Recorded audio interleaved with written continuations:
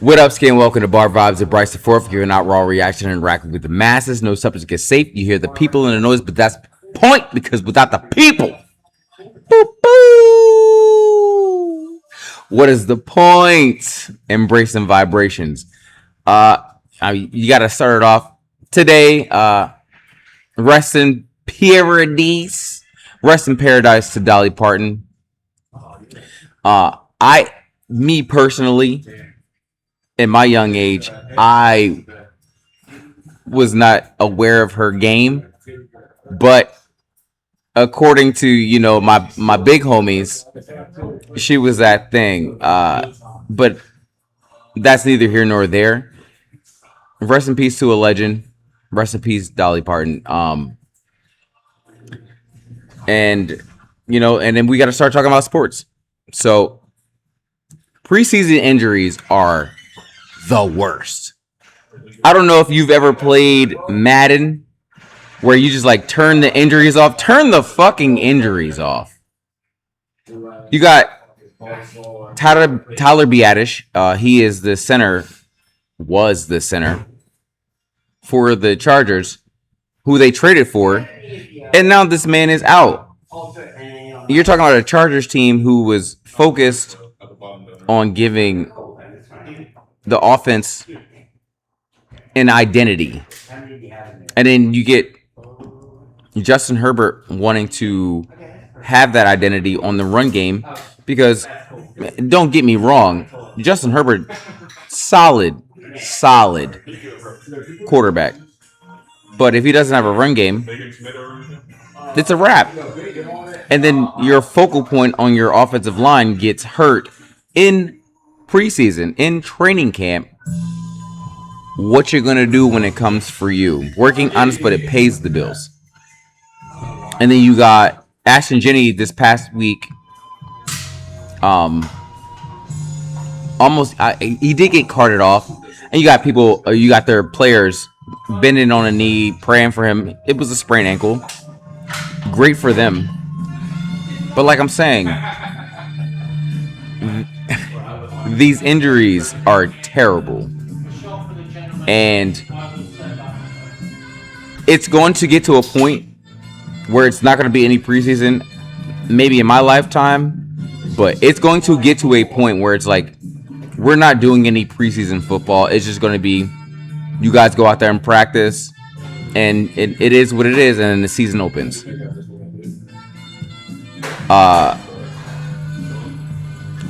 Fantasy football, which ties into what I was just saying.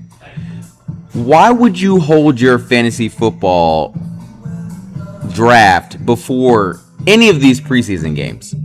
You're foolish. Deplorable. You hate to see it. You're churlish. It's dumb. If you've ever been in a fantasy league, you know I'm not drafting this player because I don't know if he's going to play. I don't know if he's going to be in the game. He might tear an ACL. You don't do that. It's silly. As a former GM of fantasy football, you don't hold your drafts before the last game of preseason. You're just asking for trouble because then you got players or you got people in your league like, oh, can I trade? No, you can't. You can't do it. It's silly. And I saw a very valid argument when it comes to Jalen Hurts, and yes, I'm talking about the Eagles go Birds, where they were like, what's the discourse when it comes to Jalen Hurts? And it's because, for me, and I noticed this, people who draft Jalen Hurts on their fantasy teams are pissed off because he's not getting yards. He's not throwing for 4 touchdowns. He's winning his games as one should. But you look at your fantasy team like, Jalen Hurts is fucking trash. No. He won the game. He's not here for your fucking fantasy points. He doesn't give a shit. Nor do I. Nor do Eagles fans. Sensible Eagles fans don't give a shit. You can't walk around in your fandom worried about how many, fantasy points your quarterback, your running back, your receivers are making. Root for your fucking team.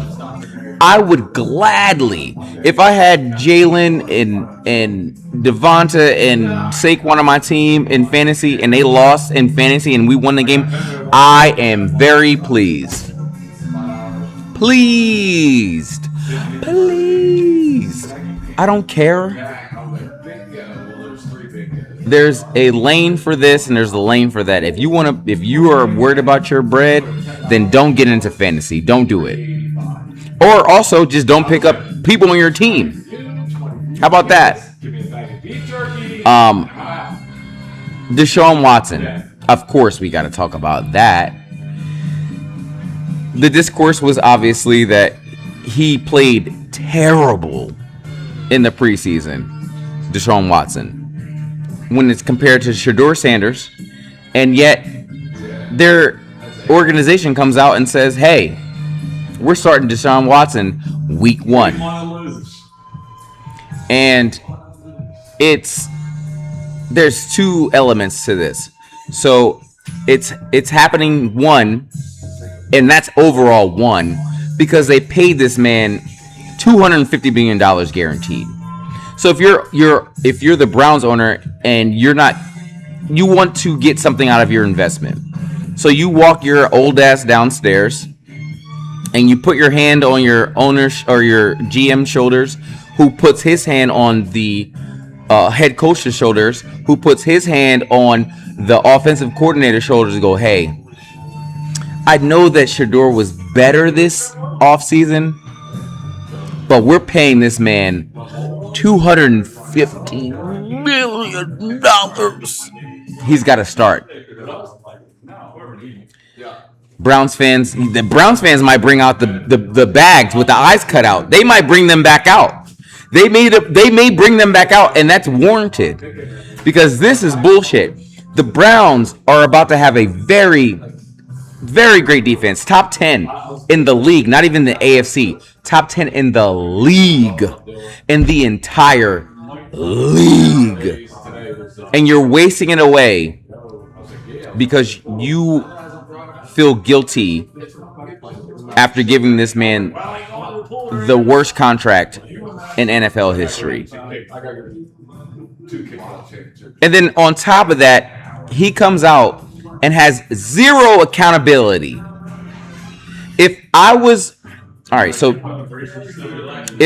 walking around my neighborhood and I was not mowing my grass, I was not checking my mailbox just out of control. My grass is all the way up to the top of my door, and then you still go, well, it's okay. He can figure it out. No, absolutely not. You knock on my door. I'm like, hey, can you figure this out? Can you? Yeah, I'll get to it when I'm done. No. Your neighbors are going to be pissed. And that's how it is with the Browns. You couldn't give me one franchise, not one, where you say, hey, you throw for 400 yards and 3 touchdowns every week, I'm going to boo you. No, they're not going to boo you. Absolutely not. They're not going to boo you. But when you come out and go 132, 2 interceptions and a Mickey Mouse touchdown, you're going to get booed. Oh, it's because of my personal... Yeah, it is because of your personal. But it's mostly because you are not performing on the field.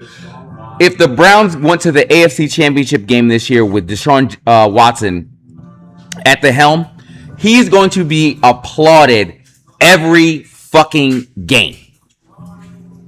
Has nothing to do with the fact that you wanted to rub and tug every week. It doesn't matter.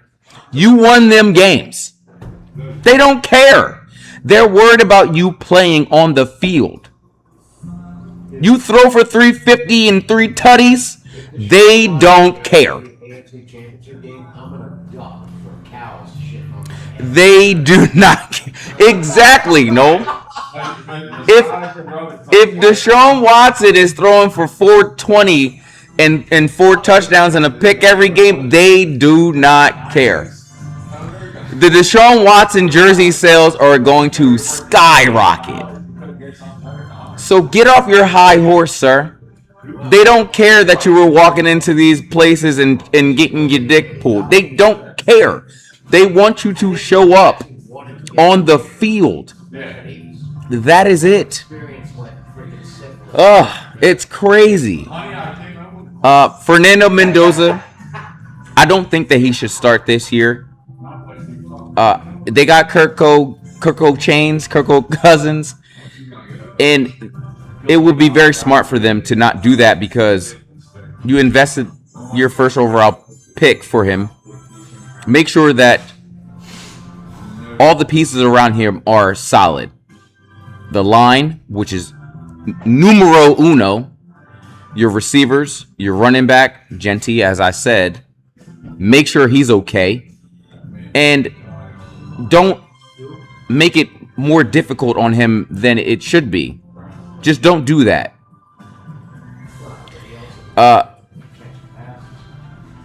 We got NCAA just in shambles right now. The Wild Wild West. You got an NFL tight end who went through the draft process, went undrafted, went to training camp, played in a fucking game, and is like, well, the NCAA and the court ruling said I can go back to college, so that's what I'm going to fucking do. Now, there's two sides of this coin. Because, yes, you should do that. And for him, specifically, yes, you should. Because if he goes back to college, he's going to make more money in NIL, and he's going to have an opportunity to come back to the NFL and possibly get drafted. Now, on the other side of the coin, how the fuck do you think that you could just go spend a summer in the professionals, play with some of the best people who have ever played football in your lifetime, and then go, yeah, you know what? I'm gonna go back and just play college football. That's bullshit. Are you going to go to class? Are you perusing the college campuses? What are we doing? Why? The Big Ten decided today, on this day, they said no. We're not allowing anybody who is declared for the NFL, decided to be on the NFL roster. No. And that's smart. That's stupid. If you were like 24 years old and because you got all that eligibility and then you go and then practice with some of the best players and then come back and be like, yeah, I wasn't ready, then be better. Be better. It's silly. It's very silly. The NCAA fucked this up when they did not choose to pay their players 10 years ago. It's dumb. So then we get in our mixed bag. Enes Kanter. I'm sorry, my bad. Enes Kanter Freedom decided to go to a WNBA game with the shirt on with the definition of what a female is. Now, again, two sides of the coin. He wasn't wrong with what the definition was, but, sir, they don't need this pub. They don't need you to be trolling them.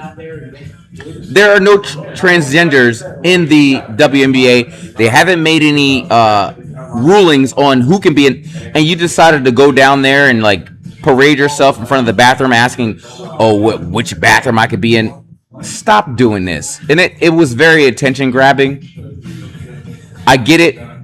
Why be mad at Enes Kanter Freedom for wearing the shirt, but also him buying a courtside shirt and then making sure that you were known to be there? Just sit in the stands and wear the shirt. You didn't need to stand up and do all that bullshit. That's stupid.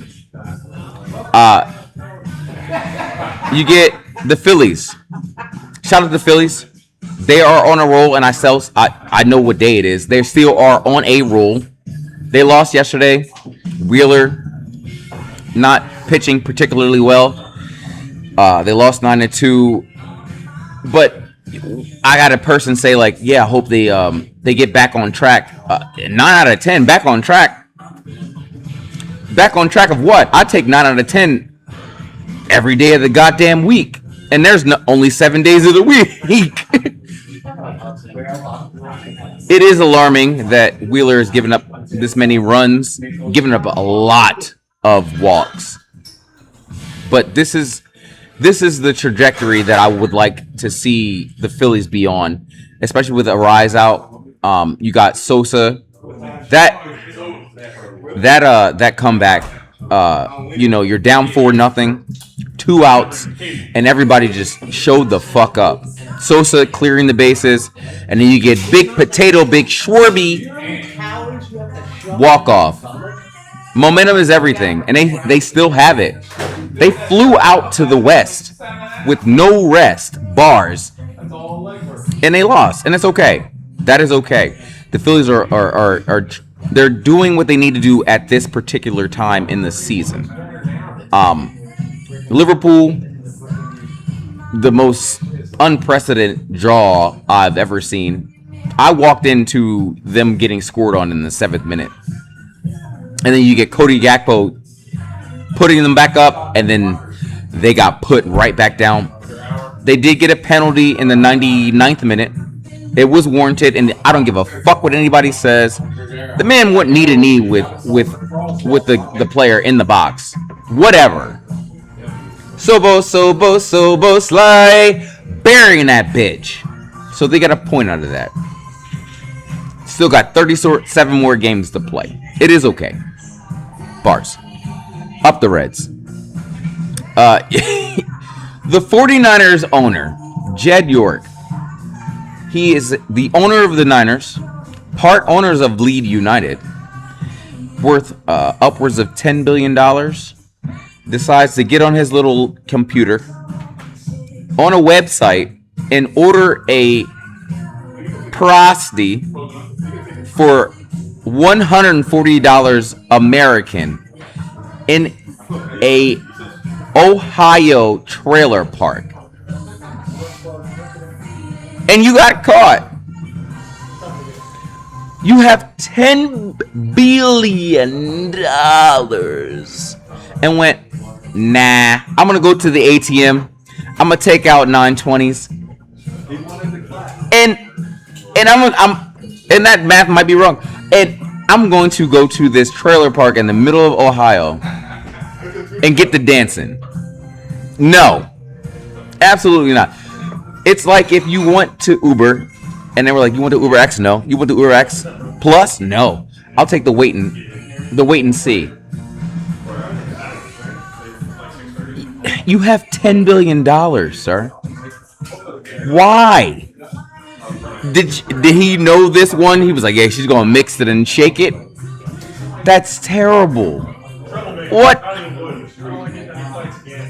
I saw that the president of this America that we all live in said that he is opting to try to change Lake Ontario to Lake America because of this Canadian tariff war that they have going on between them, where they're